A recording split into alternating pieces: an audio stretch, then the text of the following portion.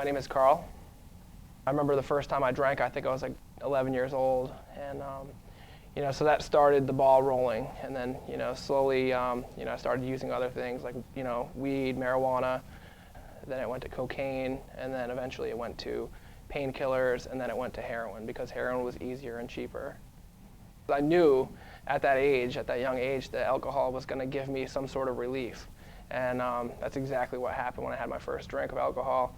It was all of a sudden I just felt okay in my own skin. The thing about heroin is once you start doing it on a daily basis, you depend on it, and I couldn't function without it, and I only had a little bit left that one day.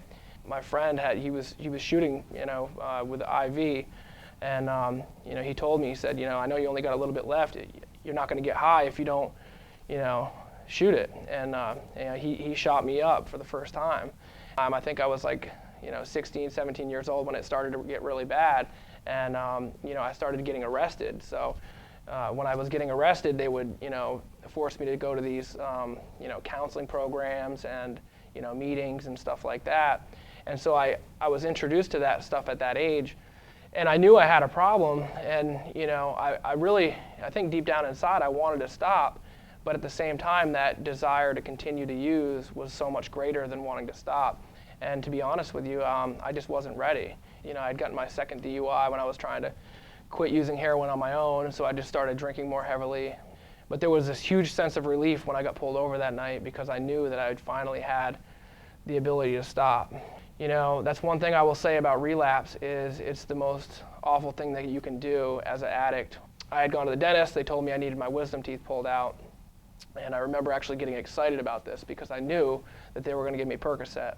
My habit got so bad that I couldn't afford to continue to do it without selling drugs. In order to maintain my habit, I had to, I would get it down there and I would come back, and I was going down there every day, just so I could continue to keep my habit to where it needed to be, so I could function, so I could go to work, so I could be a father, so I could be a fiance at the time, so I could manage my life. And my life had become a complete train wreck at this point. I got arrested for, having a firearm and the commission of a felony, and a bunch of really bad charges that night. And I had accomplished a lot of things through my sobriety before this, and I remember sitting in jail that night just thinking, what a mess. And I really just wanted to end it. I wanted to just, kill myself because there was no way I could face all these charges. There was no way I could sit in prison for the rest of my life or however long they wanted to put me in there without seeing my son and my family.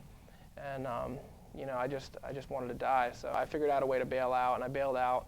And that night I went to Baltimore, and my plan was to overdose. And so I went to Baltimore. I picked up as much stuff as I could get, and that night I tried to overdose, and it didn't work. I spent 28 days in Mountain Manor, and I got clean and sober at that point. I just needed to be willing to ask for help. I needed to be, to the point where, the only thing that really mattered was just, for me to get clean.